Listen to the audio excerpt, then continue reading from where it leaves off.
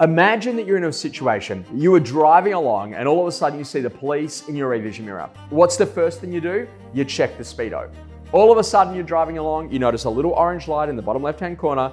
What do you think about? Oh my God, I'm actually running out of fuel. Do I pull into a service station right now or am I gonna make it and I can fill the car up with petrol later?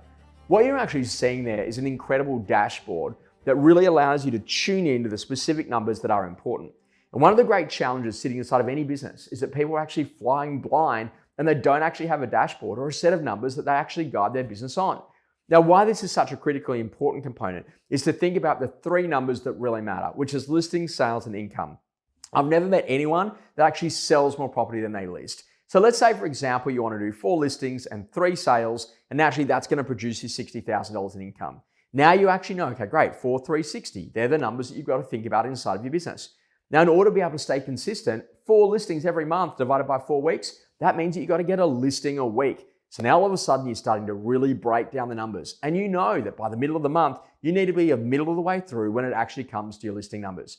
If you list consistently, you will always sell consistently. Now then what you then think about is that then underneath that is we have what we go to call the weekly activity. The buyer appointments, the market appraisals, and the listing appointments. And this is a really important conversation. The only reason why someone will get buyer appointments, but they never book at a market appraisal and they never get a listing appointment is because they actually don't ask the buyer one very simple question: have you bought locally before and what are your plans with the existing? The next conversation is that if someone's getting good buyer appointments and they get the good occasional market appraisal, the only reason that they don't move that market appraisal into being a listing appointment is because they don't ask that very simple question: what's the problem you're looking to solve by buying, moving, or selling?